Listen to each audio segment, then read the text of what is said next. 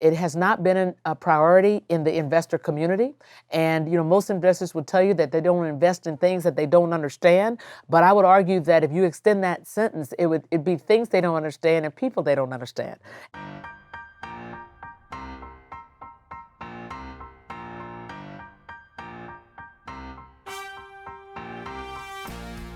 I've heard you say that your latest role is the one that you have found to be the most rewarding. Can you just talk a little bit about what you're doing? Absolutely. And I say rewarding and exciting because now I have an opportunity to work with early stage companies that were founded by women and multicultural entrepreneurs. And I can't think of a better way to apply 31 years of investment banking experience than with these companies who have great ideas, great leaders, but really don't have a real idea about what it takes to evolve and scale into a company that could go public in today's market or tomorrow's market environment. Explain the Multicultural Innovation Lab. The Multicultural Innovation Lab is a regular way accelerator where we bring in companies and we give them three things. We give them cash, like all accelerators do, in exchange for a single-digit percentage of the company. We also give them content, 6 months of learning around how to negotiate your term sheet, how to manage your shareholder list, how to think about your KPIs, how to pivot from a B2C to a B2B, all of those things that you need to know as a leader and a founder. And we also have content around how to evolve as a leader, if you will. And then we also give them connections because as the leading global investment bank, there's really not a relationship that we can't access that could be useful to these companies. So we do make introductions to our clients or to people who we have relationships with that could help them scale their business or could be a supplier or could be a major customer or an acquirer of these companies. Why is this particular focus important to Morgan Stanley? If you're looking for just returns, you might say, let's just start an innovation lab. Why focus on multicultural? There is a clear opportunity here, Dan, because as you know, only 4% of VC dollars, depending on your source, go to women founders, and less than 2% go to multicultural founders. And as an econ concentrator, I know very well that where there is a market inefficiency, there is a commercial opportunity. You probably know that we've started a multicultural client strategy, which I was asked to lead in the summer of 2014. And frankly, my chairman said, no bank has ever led in this space. And this is not about diversity and inclusion. That's really an HR pursuit. This is not about philanthropy. That's what we do at the foundation. This is around commercial opportunities. Nobody has led, we can lead. And I'd like you to figure out how to do that. What have you learned in the first two sessions? Yes, the most important thing that I've learned is if you listen to popular business press, everyone says, well, we can't find multicultural entrepreneurs or we can't find enough women entrepreneurs. Well, I think that we have forever dispelled that myth. When we started our first class, we did not advertise anywhere. We went out on the Whisper Network and we got 100 submissions for 5 spots. Last year, for the class 2, we put it out publicly during the Christmas holidays. So in about 3 weeks, we got 300 submissions for 9 spots. This year, we launched our invitation to apply on our demo day, November 20th. And I will tell you that within 5 days, we had 50 submissions. That's the first big learning. There is not a supply problem with respect to finding entrepreneurs of color and entrepreneurs that are women. So what's the problem? People just haven't been looking? I do believe that's really the issue. It has not been a priority in the investor community. And, most investors would tell you that they don't invest in things that they don't understand. But I would argue that if you extend that sentence, it'd be things they don't understand and people they don't understand. And if you haven't been trafficking in that space, you do have some trepidation and you do see an inordinate risk when there's not one there. A lot of people are looking at 2019 and saying economy might be challenged, especially in the second half of the year.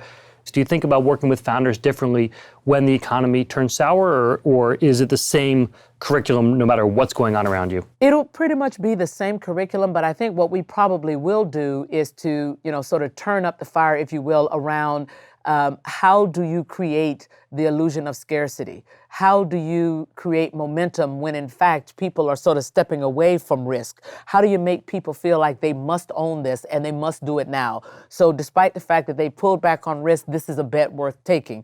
So we'll probably spend more time on those kinds of arguments and those kinds of pitches, if you will. I heard a great interview with you with Poppy Harlow, where it was a terrific interview, and you talked about finishing Harvard, finishing HBS, going to Morgan Stanley.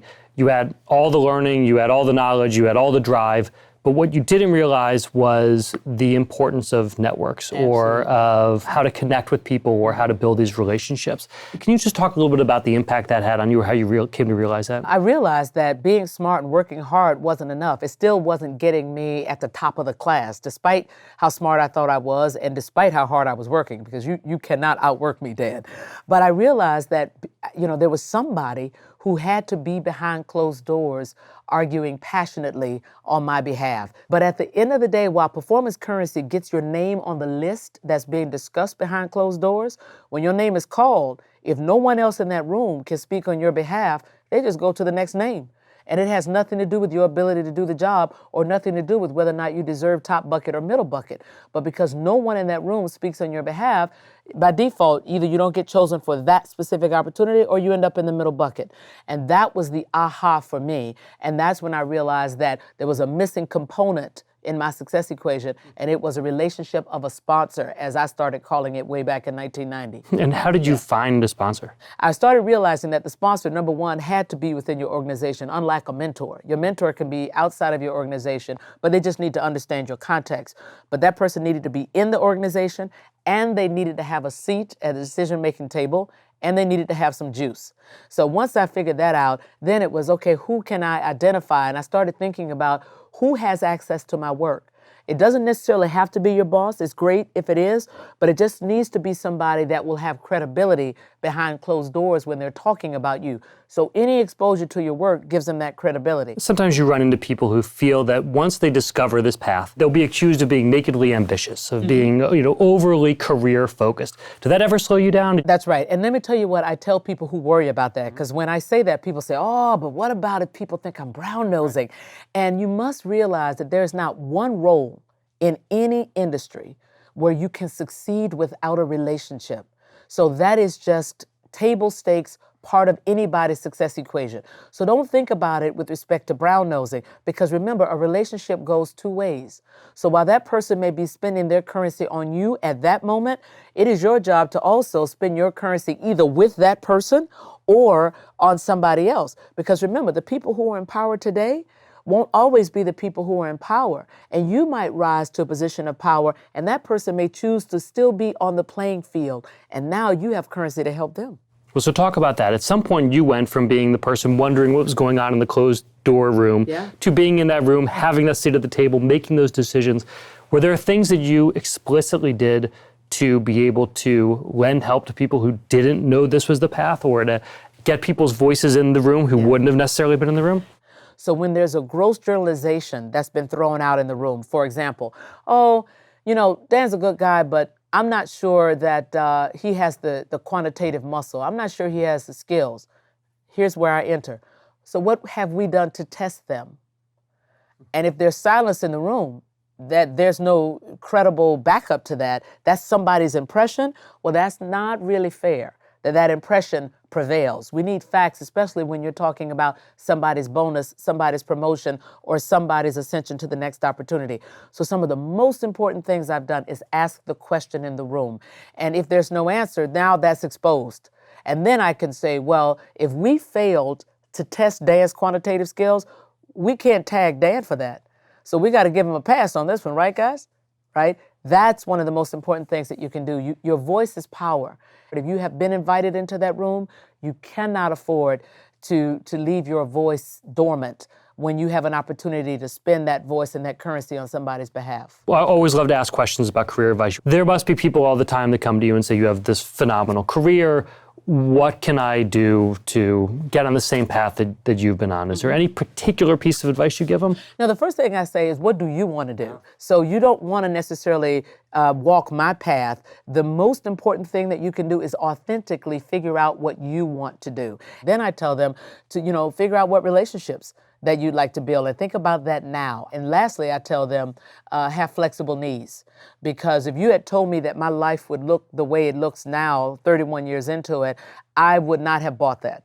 Because that was so far away from the vision that I could see as a 24-year-old. But now I see how every experience builds and actually opens up other opportunities for you. And you need to stay flexible, because sometimes those other paths are far bigger than you could have imagined.